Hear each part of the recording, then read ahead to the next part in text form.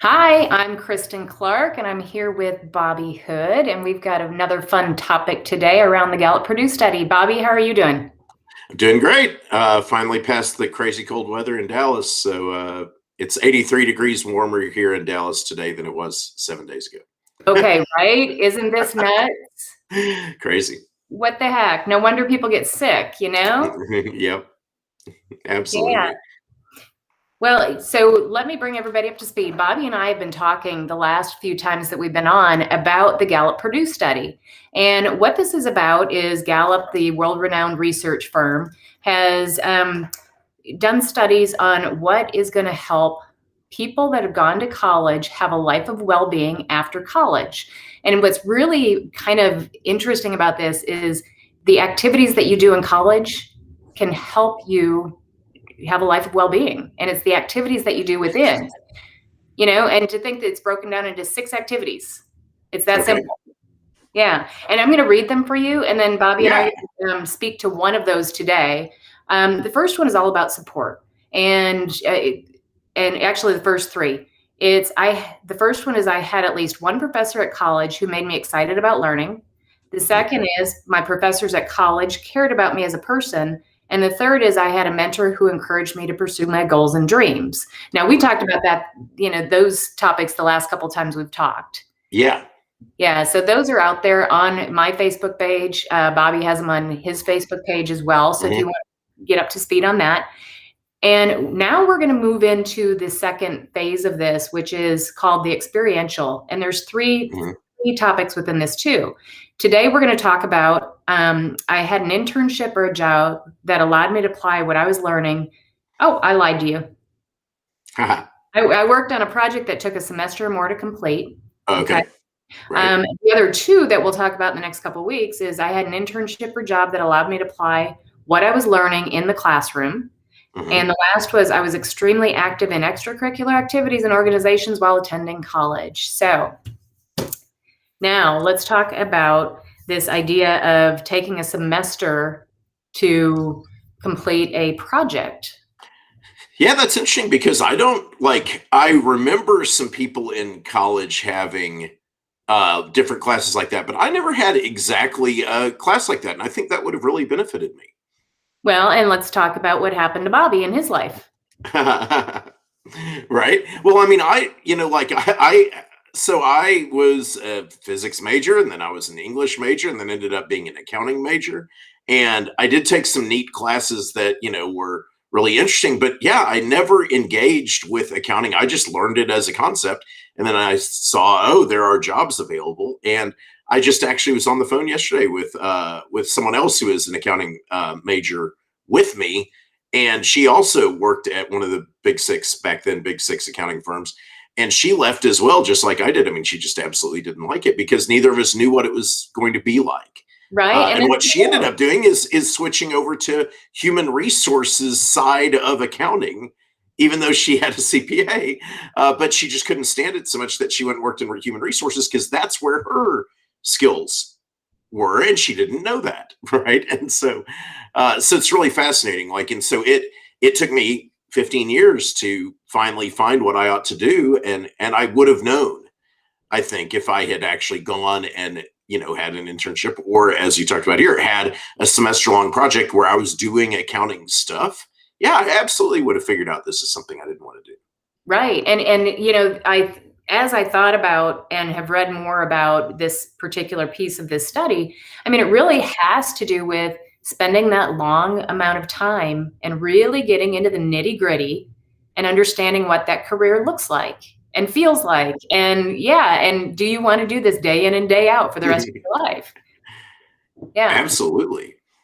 It's interesting, Bobby, because I hear a lot of my parents when I'm either out speaking or working with my clients, helping them to figure out a career path after high school. And a lot of times I'll get somebody raising their hand and going, oh gosh, can we really expect these kids to figure out a career path at 17, 18, 19 years Mhm. old? And school, you go to college and that's all about exploring. And I think Right. this topic really kind of helps you to say yes. The answer is yes to both those questions. Number one, Mhm. they can figure it out because they have opportunities in college to explore these thoughts in these classes in a deeper way. And then they also have the ability to, if that's not right for them, let's find something that is more interesting. Absolutely. Because I mean, I think part of it is, I think this fits in very well with what you do, because what you're doing is helping students find, their strengths and then understand what sorts of types of careers might fit those strengths. But then, even once you've picked a career path, there are so many pathways inside it Hmm. that would each involve different strengths. And so, another thing about doing a semester long project is you would get involved in the different pieces, right? It would not just all be one task. And in fact, probably it would often be more than one person working on the project. And so you'd be learning about different strengths of people and where you fit in. And that would help you even when you get to the job interview point, right? When they say, okay, what is it, like all those standard job interview questions that are so hard to answer for a 20-year-old, right? And they say, what do you think your strengths are? What do you think you'd like to do? Which area? I mean, I remember when I was interviewing in law school and they said, what area of law do you want to do? And to some extent, I was just saying, I want a job, right? And I don't know whether I want to be a litigator or a corporate attorney or whatever, because I had never done a project like this. So I didn't even know. So how can you be a good interviewer when you don't even know which area or which division or which type of work in a career you want to do?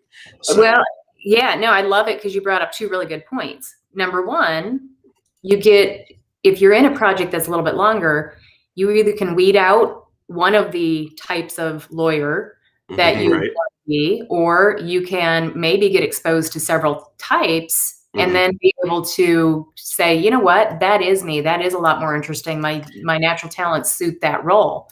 Right. So you've got that opportunity. And then there's one more I missed. I lost it, but I'll get it back. But no, I love that, Bobby. And I love that you went down that path with this, because you're right. I mean, just having these experiences are going to make you a better interview when you get out of school. Because Absolutely. Yeah.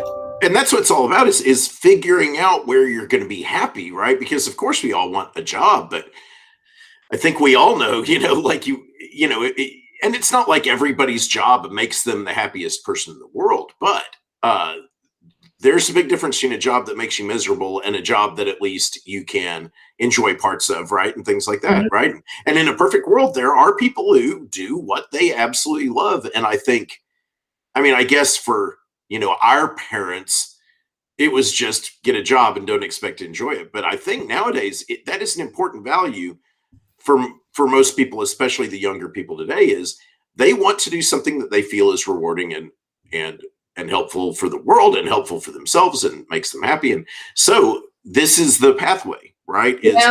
Yes, because here's one of the things, you always hear that the millennials get kind of the bum's rush and everybody's talking about how, sissies they are and all this stuff, just because they truly are willing to say, I'm not going to do that.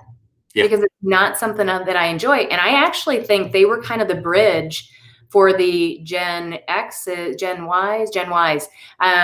that are coming through the system now for them to kind of dig their heels in and go, that's okay for me to choose to do something I like to do. Absolutely. Yeah. And it all plays a role in this. And I got to tell you though, Bobby, I'm still seeing the kids coming through high school, not necessarily believing, or maybe they haven't, I don't know the right way to say it, maybe they haven't completely been exposed to it, but embracing this idea that they can do something that makes them happy and that they have the ability to choose right now, which path to go down. And I'll tell you what, I also see it as the most liberating when I'm speaking with them. They're like, wait, I can do something that I'm good at and I enjoy. And I'm like, yeah, you can.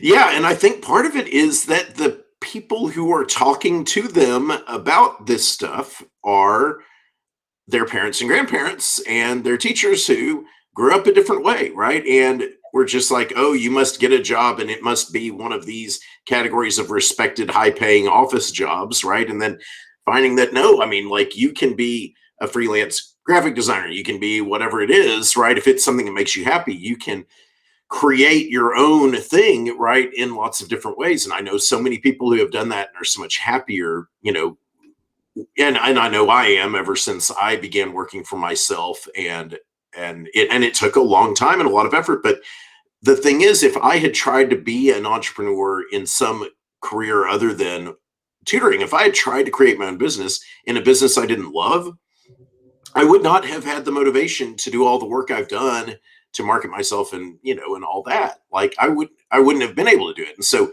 you have to find the thing you like. And that's what I think is so interesting to me, is that, you know, 20 years ago or 10 years ago or whatever, maybe you would send your kid to do that, to an SAT prep class or an ACT prep class. Maybe you would get a tutor for algebra or something if they weren't doing well, or send them to, get some extra help from the teacher or whatever. But nobody ever considered this stuff, right? Maybe you would go to it, like if your kid was a very high performer, maybe you would consider a college counselor. But career counseling or figuring out your strengths, the thing you do, I think that it should be considered equally or more important, because all that other stuff, if you go and get, like I always say, you could get into, like with tutoring, I guess you could get into a college that's better or more selective or whatever than the college you would have gotten into before. But then you're going to be competing against people maybe who had higher GPAs than you. You're maybe not going to enjoy that college and not going to be competitive and not going to do well and not get a good GPA. Right? Or Bobby, are you not enjoying the college because you're in the wrong major? Exactly. Right? And so this is the thing, when people just say, oh, I want to go to this college because it's selective.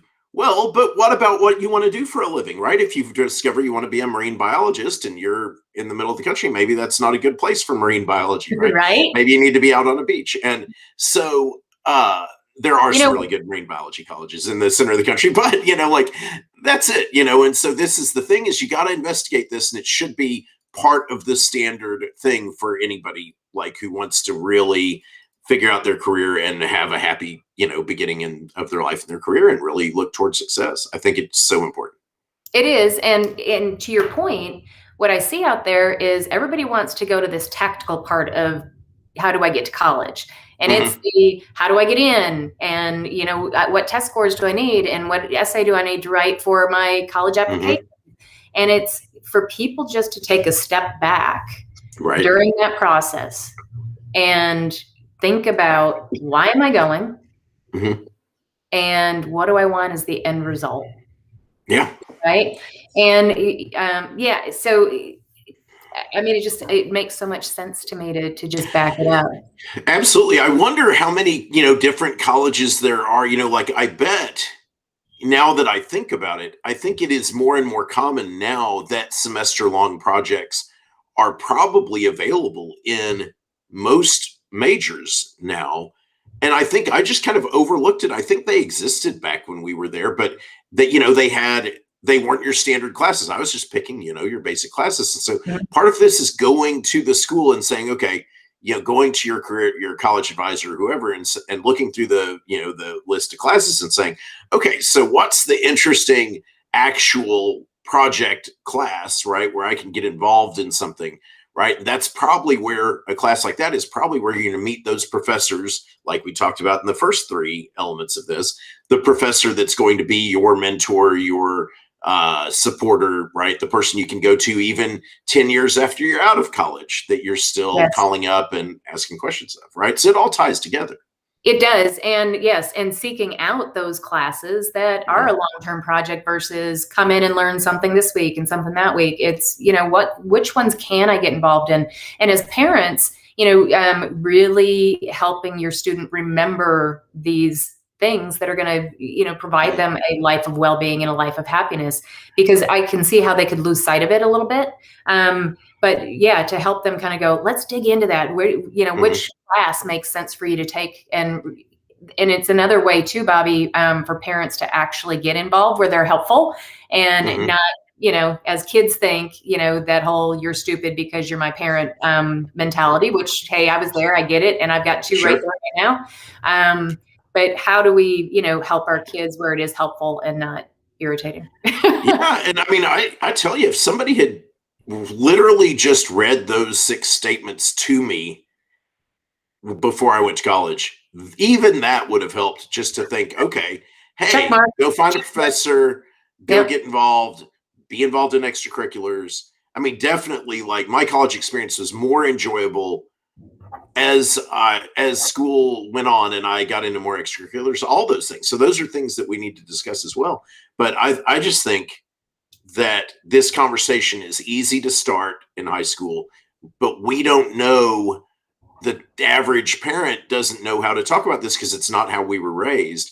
And that's where the Gallup strengths and what you do can come in so handy because, yeah, if you try to sit down with your kid, they might say, hey, what do you know? You're my parent. You're dumb.